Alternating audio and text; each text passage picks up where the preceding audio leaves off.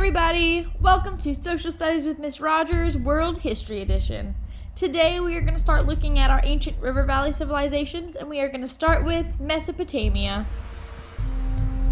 In case you didn't see our previous class, we're going to look at 4 ancient river valley civilizations.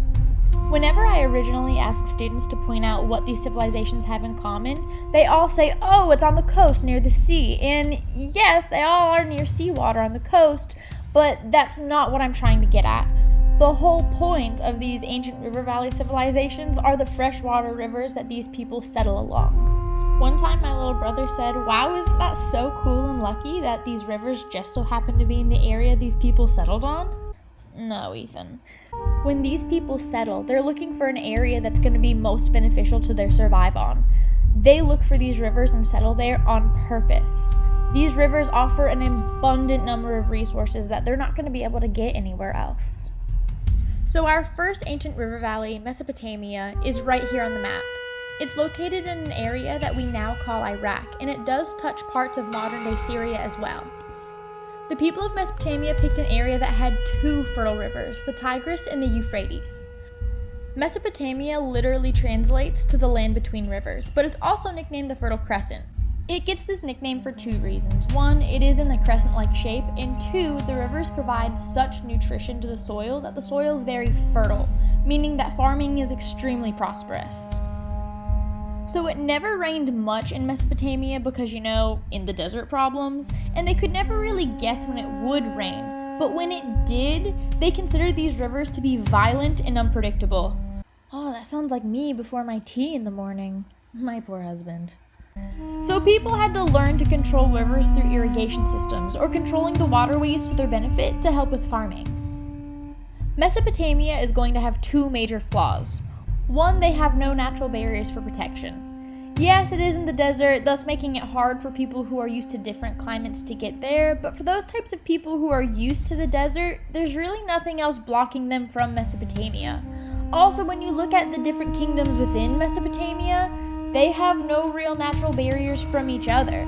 So these cities are going to build walls around them to help with protection. The second major flaw with Mesopotamia is that because they are in the middle of the desert, they have very limited natural resources, meaning they're going to have to establish major trade centers and trade with other villages and even other civilizations. Mesopotamia had various kingdoms within it, such as Akkad and Sumer. Think of Mesopotamia almost like a country, like the United States, and these kingdoms are like states, such as North Carolina and South Carolina. I think we all know which Carolina is better here. These kingdoms are going to have multiple cities in them, just like states have so many cities in them. Mesopotamian cities are actually going to be more like city-states though, or a city that's in a larger nation but still functions like its own independent state. The Sumerian city-state of Uruk is actually the setting for a poem you might read in English class, the Epic of Gilgamesh. And the Sumerian city-state of is actually going to be one of the world's first cities and will be Mesopotamia's largest trading center. The government in Sumer was a theocracy, and what that means is that its government was based off of religion, typically run by priests. Those priests would eventually form dynasties or a series of rulers from the same family line. These priests would conduct worship ceremonies in temples called ziggurats, and they would pass down their duties to their sons, which is also called a patriarchy. Religion can tell us a lot about civilizations. There are unfortunately so many religions we will never know about due to not finding artifacts or maybe not even realizing that we have.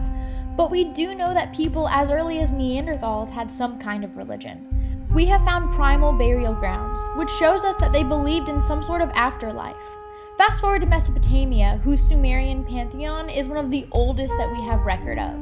A pantheon is just a family of deities. And when a religion has more than one god or goddess, it's considered polytheistic. Sumerian mythology says that in the beginning of time, human-like gods ruled over the earth. When they came down to the earth, there was so much work to do. These gods tilled the soil, dug in the ground, just to make it habitable. Anu, the god of gods, agreed that their labor was just far too great. His son Enki proposed that they create man in order to bear the labor, and so with the help of his sister Ninki, he did. They volunteered a god to put to death, and his body and blood was mixed with clay. From this material, the first human being was created. This man was created in Eden, a Sumerian word which means flat terrain. It sounds so familiar for some reason. Because both the rain and the rivers surrounding Mesopotamia could be so unpredictable, Mesopotamian people figured that the whim of nature was a reflection of the whim of the gods. Sumerians identified almost 3,000 gods and goddesses, though most of them stem from two sets of parent deities. Anu, the sky god, and also the god of gods, is said to have bore children with both Ki, the earth goddess, and Namu, the goddess of primal waters. Some of these children gods and goddesses include deities of sheep, the moon, the sun, air, and the heavens. And what that tells us about Sumer is that their religion focused on the physical aspects of their everyday lives, such as their resources and livelihood, and not necessarily on human nature and emotions. We also know how important farms and domesticated animals were to these people because one of their more prominent goddesses is of sheep and another is married to a bull. According to the beliefs of Mesopotamians, humans were supposed to obey and serve the gods. They believed that humans were inferior to the gods and they were therefore subject to their whim. If the gods and goddesses were happy with them, they could be rewarded with great harvests, and if not, trouble. We know so much about Mesopotamian culture because they kept records in their written language cuneiform. Because they didn't have anything like paper, as far as we know, they would take a pointed little wedge and use it as a tool to carve symbols in clay. We use cuneiform not only to learn about their religion, but also things like their social classes and their political history as well. Eventually, the kingdom north of Sumer, Akkad, overran the Sumerian city-states with their leader Sargon. Sargon set up the world's first known empire. An empire is just a large political unit or state, usually under a single ruler, that controls so many different people and territories. To be honest, empires are not super hard to create, but they are super difficult to maintain. Unfortunately for Sargon, his empire did not last forever. They never do. Once the empire fell, it started a system of warring states. In one of these city-states called Babylon, a man named Hammurabi came to power. He gained control of both Sumer and Akkad and created a new Mesopotamian kingdom. Hammurabi was an incredibly important historical figure because he's going to set up Hammurabi's Code, the world's first consistent set of laws. Now, when I say the word consistent, I don't mean consistent as in everyone gets the same punishment for the same crimes. I mean consistent as in punishments for different kinds of people would quite literally be written in stone and would always be there. These rules had strict punishments with a general premise of an eye for an eye sort of consequences. But in reality, the law system was based off of social classes. For example, if a nobleman committed a crime against a slave, the consequences wouldn't be nearly as severe than if a slave committed a crime against a nobleman. The punishments were more equal when committed against someone from your same social class. Except if that person from your social class was your father. They consider respecting parents so serious that if you were to hit your father, you would have your hand cut off. Hammurabi sees himself as both a shepherd and a father of the people. Who else? And he genuinely thought these rules would help make the world a better place and would unite his kingdom. And in a way it did. Hammurabi was seen as an incredibly strong ruler who successfully held his kingdom together. Unfortunately, when he died in 1750 BC, the next series of rulers were not as strong, and the kingdom eventually did fall. So sad. Overall, Mesopotamia was a thriving civilization. They were also the first civilization to show the use of bronze tools. Remember how last class we talked about the start of the Bronze Age?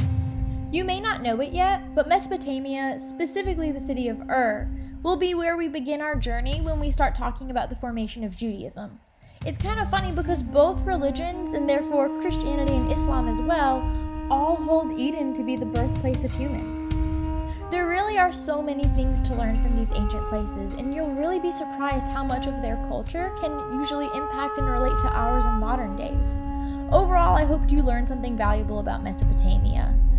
We are now 1 civilization down and 3 more to go. I'll see you guys next class for Social Studies with Miss Rogers, World History Edition.